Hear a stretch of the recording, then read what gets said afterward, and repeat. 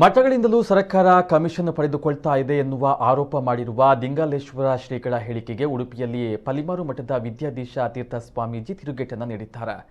ದೇಶದಲ್ಲಿ ದೇವಾಲಯಗಳ ಸಂಖ್ಯೆ ಕಡಿಮೆಯೇನೂ ಇಲ್ಲ, ದೇವಾಲಯದ ಸಂಪಾದನೆಯೂ ಅಲ್ಪ ಅನ್ನೋ ಹಾಗಿಲ್ಲ. ಎ ಗ್ರೇಡ್ ದೇವಾಲಯಗಳಿಂದ ಬರುವ ಸಂಪತ್ತು ಸದ್ವಿನಿಯೋಗವಾಗಬೇಕು. ಹಿಂದಿನ ಸರ್ಕಾರದ ಕಾಲದಲ್ಲಿ ಆ ಸಂಪತ್ತು ಎಲ್ಲೆಲ್ಲೋ ಹೋಗ್ತಾ ಇತ್ತು. ಬಡ ದೇವಾಲಯ ಹಾಗೂ ಮಠ ಮಂದಿರಗಳಿಗೆ ಸಮಸ್ಯೆಯಾದಾಗ ಈ ದೇವಾಲಯಗಳ ಸಂಪತ್ತು ಮುಟ್ಟಿಸಬೇಕು. ಈಗಿನ ಬೊಮ್ಮಾಯಿ ಸರ್ಕಾರ ದೇವಾಲಯಗಳ ಸಂಪತ್ತು ಬಡ ದೇವಾಲಯ ಮಠ ಮಂದಿರಗಳಿಗೆ ತಲುಪಿಸುವಂತಹ ಕಾಳಜಿ ಇಟ್ಟುಕೊಂಡಿದೆ ಎಂದಿರುವಂತಹ ಶ್ರೀಗಳು ಕಾಶಿ ಯಾತ್ರೆ ಮಾಡುವವರಿಗೂ ಧನ ಸಹಾಯ ನೀಡ್ತಾ ಇರುವುದು ನಿಜವಾಗಿ ಅಭಿನಂದನೀಯ ಎಂದರು. ಹಿಂದಿನ ಮುಖ್ಯಮಂತ್ರಿ ಯಡಿಯೂರಪ್ಪ ನಮ್ಮ ಪಲಿಮಾರು ಮಠಕ್ಕೂ ಧನ ಸಹಾಯವನ್ನು ಘೋಷಣೆ ಮಾಡಿದರು. ಆ ಧನ ಸಹಾಯ ನೀಡುವ ವೇಳೆ ಯಾರೂ ಕೂಡ ಫಲಾಪೇಕ್ಷೆ ಪಡೆದಿಲ್ಲ.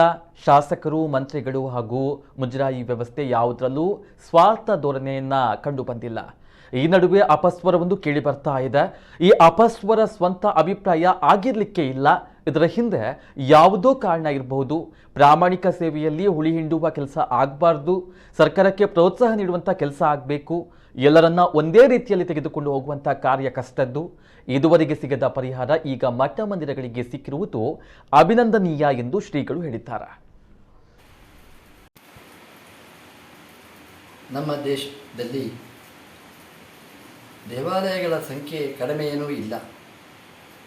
ದೇವಾಲಯದ ಸಂಪಾದನೆಯೂ ಅದೇನು ಅಲ್ಪ ಅನ್ನುವ ಹಾಗಿಲ್ಲ. ಧಾರಾಳವಾಗಿ ಎ ಗ್ರೇಡಿನ ದೇವಸ್ಥಾನಗಳನ್ನು ಗಟ್ಟಿ ಮಾಡಿದ ರೀತಿಯಲ್ಲಿ ಅಲ್ಲಿ ಬರುವ ಆದಾಯಗಳು ಸದ್ವಿನಿಯೋಗ ಆಗಬೇಕಾದ ದೇವಸ್ಥಾನದಲ್ಲಿ ಬರುವ ಆ ಸಂಪತ್ತು ಎಲ್ಲಿ ಬಡ ದೇವಾಲಯಗಳಿಗೆ ತೊಂದರೆ ಬಂದಿದೆ, ಮಠ ಮಂದಿರಗಳಿಗೆ ತೊಂದರೆ ಆಗ್ತದೆ, ಅಲ್ಲಿಗೆ ಮುಟ್ಟಿಸಬೇಕಾದ್ದು ಅದು ನಿಜವಾಗಿ ಸಾಧುವಾದ ಮಾರ್ಗ. ಪ್ರಾಯಶಃ ಕೆಲವೊಂದು ಸಂದರ್ಭದಲ್ಲಿ ಹಿಂದಿನ ಅಧಿಕಾರದಲ್ಲಿ ಅದು ಎಲ್ಲೆಲ್ಲಿಗೋ ಹೋಗ್ತಿತ್ತು.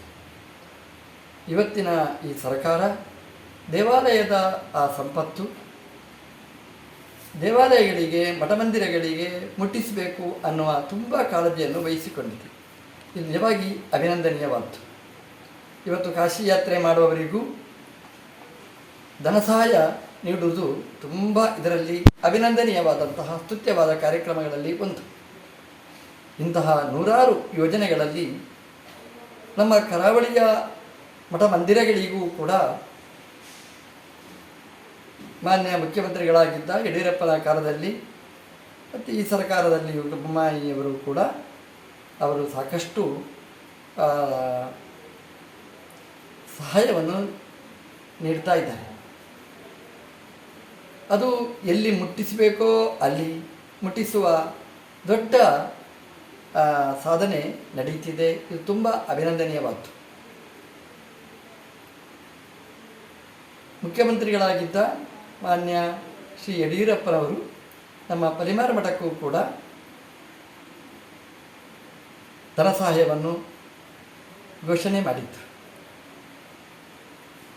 ಆದರೆ ಆ ದುಡ್ಡನ್ನು ಕೊಡುವಾಗ ಯಾರೂ ಕೂಡ ಫಲಾಪೇಕ್ಷೆಯನ್ನು ಪಡೆದಿಲ್ಲ. ಮಾನ್ಯ ಶಾಸಕರಿರ್ಬೋದು, ಮಾನ್ಯ ಮಂತ್ರಿಗಳಿರ್ಬೋದು, ಅದರಲ್ಲಿ ಕಿಂಚಿತ್ತೂ ಸ್ವಾರ್ಥ ಧೋರಣೆ ಅಲ್ಲಿ ತುಂಬಿಕೊಂಡಿರಲಿಲ್ಲ. ಸರ್ಕಾರದಿಂದ ನಮ್ಮಲ್ಲಿ ಮುಟ್ಲಿಕ್ಕೆ ಮಧ್ಯದಲ್ಲಿ ತೊಡಕಾದಾಗ ಶಾಸಕರಲ್ಲಿ ನಾವು ತಿಳಿಸಿದಾಗ ಸಾಕಷ್ಟು ಅದಕ್ಕೆ ಅನುಕೂಲ್ಯವನ್ನು ಕಲ್ಪಿಸಿಕೊಟ್ಟಿದ್ದಾರೆ. ಮುಜರಾಯಿ ಮಂತ್ರಿಗಳು ಬೇರೆ ಬೇರೆ ಮಂತ್ರಿಗಳಲ್ಲಿಯೂ ಕೂಡ ಇದರ ಬಗ್ಗೆ ಸಮಸ್ಯೆಯನ್ನಿಟ್ಟಾಗ ಅವರೂ ಕೂಡ ತನ್ನದೇ ಆದಂತಹ ಸಹಾಯವನ್ನು